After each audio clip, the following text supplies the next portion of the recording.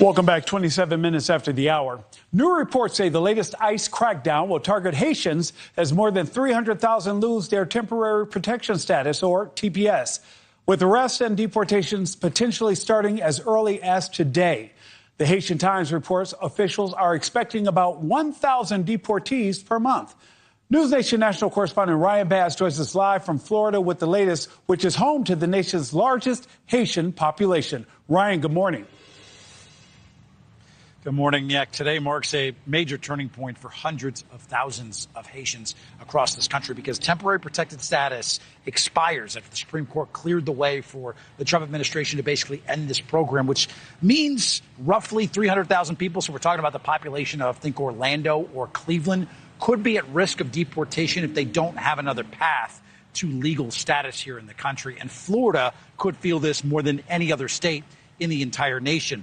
TPS was first granted to Haitians after the devastating 2010 earthquake, allowing them to live and work in the U.S. while Haiti recovered. Those protections have been extended several times since then, but last month the Supreme Court cleared the way for the Trump administration to end that program. Border czar Tom Homan defended the move, saying TPS was always meant to be temporary. The Trump administration argues conditions in Haiti have improved enough to be able to end those protections. However, the State Department still considers Haiti too dangerous for Americans to travel to, saying there's high crime and kidnappings. If ICE begins targeting Haitians who have lost temporary protective status, Florida is expected to see it more than anyone. More than half of Haitian TPS holders live here, with large populations also in New York, Massachusetts, New Jersey, Pennsylvania, Ohio, Georgia, and Indiana. Now, we spoke with the executive director of the Florida Immigrant Coalition, who says for many families, just the uncertainty of if they're going to be picked up by ICE, that has become its own type of punishment. The threat of seeing your parents disappear overnight, the idea that the living in fear 24/7, not knowing when your turn is coming, right?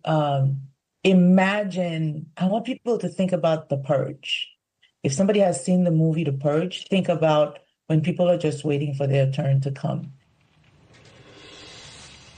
Now, Tessa believes that Haiti should still qualify for temporary protected status because of the country's ongoing political instability and armed violence. But the Senate rejected a bill just last week, Nick, that would have extended TPS through 2029. And Haitian officials, they tell the Miami Herald that they have been asked to prepare for 2 U.S. deportation flights per week once those protections officially end, which is slated to be today, Nick. And Ryan, this comes as the White House is also focusing on denaturalization.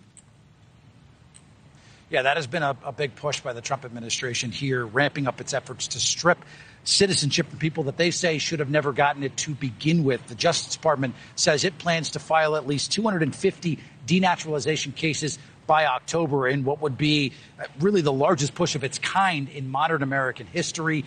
So far this year, just to put this into context for you, Nick, it has already filed nearly 90 cases. That is almost 4 times as much as what we'd seen during the entire Joe Biden administration.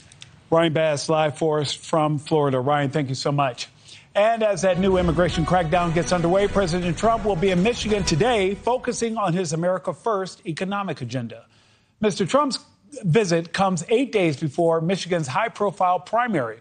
But polls show voters are not sold on his handling of the economy, and it may cost Republicans control of Congress. Let's bring in our political panel, political strategist and CEO of J. Wallin Opinion Research, Justin Wallin, and Julian Epstein, Democratic strategist and former chief counsel for the House Judiciary Committee. Gentlemen, good morning. Good morning, Nick. The president's economic messaging has not been landing with voters. A new CBS YouGov poll says that 58% of President Trump's policies have made them worse off financially. Justin, should Mr. Trump change his messaging? Well, yes. The challenge is that he has to talk about the economy. It is still the leading issue, affordability, some form of it. But what he's talking about and what he's suggesting are at distinct odds with what American voters are feeling. American voters feel that at best they've maintained parity with their financial household situation from when he was elected. And many people feel like they've slid back. So President Trump was elected on this key theme of making people's economic lives better and changing this affordability story. But the reality is no one is feeling that. It is a failing grade, as we can see in the polls. It's very difficult to see what he's going to pivot to in order to make a winning case. Meanwhile, a new Pew Research poll shows neither party has a clear advantage with voters when it comes to the economy, with 37% saying they agree more with Democrats and 36% saying they agree more with Republicans. Julian, are Democrats dropping the ball on their economic messaging? Yes, Nick. Identity grievance and the welfare state are no way to build a future.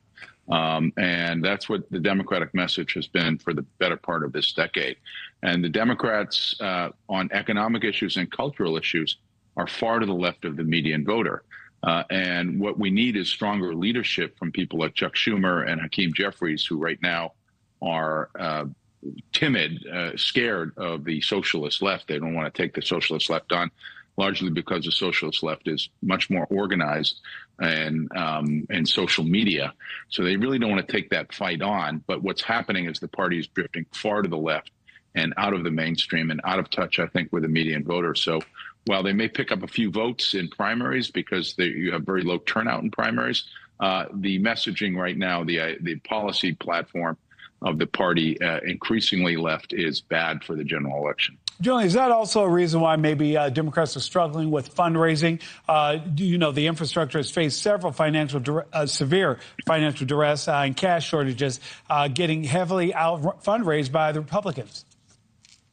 Well, yes, I think that's true. Both parties are starting to die a slow death, I think. The Democratic Party only represents about 25% of voters, 26% of voters today. And the largest part of the electorate is independents, which are 45, 47% of the electorate. But I think the Democratic Party apparatus, the establishment, is very weak. I think the leadership is weak. And you see that, again, to your question, Nick, on the fundraising. You also see it in the inability of the party to center back, to realign back to the political center, which is where they need to be. I've been saying that for a long time, but they don't seem to be listening. Despite growing concerns about the war in Iran and the economy here at home, the president seemed to spend the weekend sharing memes and AI-generated pictures on Truth Social. Julian, we talk about this. I'm sorry, Justin, we talk about this. Is his head in the game with less than, 100 days until Election Day? Well, I mean, we know from experience not to kind of guess what's going to happen next with President Trump. He's unpredictable.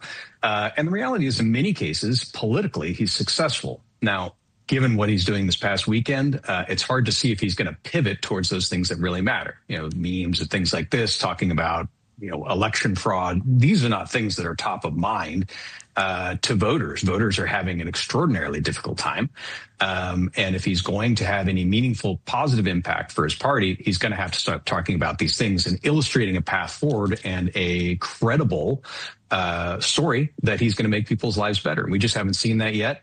He certainly is starting what is apparently this doubling down on campaigning through the midterms with this trip to Michigan.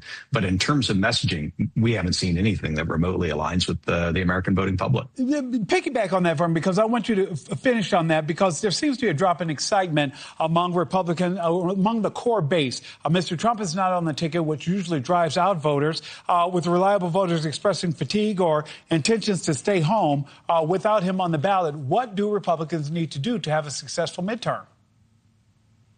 Well, I mean, they need to start talking about and illustrate a credible path of planning. What are they offering the American voter? And in this respect, both the Republican Party and the Democratic Party have not done a stellar job, and that's putting it very mildly. What they can't do, and Julian alluded to this, what they can't do is, I'm better than that person or that party, whichever it may be. What they have to do for American voters is say, this is how your life is going to be better.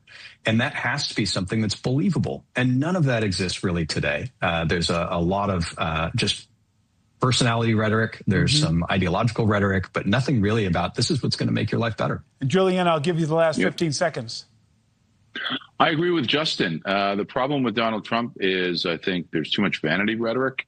Look how great I am. There's not enough follow through. The problem on the left, again, is the welfare state and identity grievance, which is no way to build a future. And the party that learns how to build a future is the party that's going to win. Justin Wallin, Julian Epstein, gentlemen, thank you so much for joining us this morning. Nick, thank you. Two brothers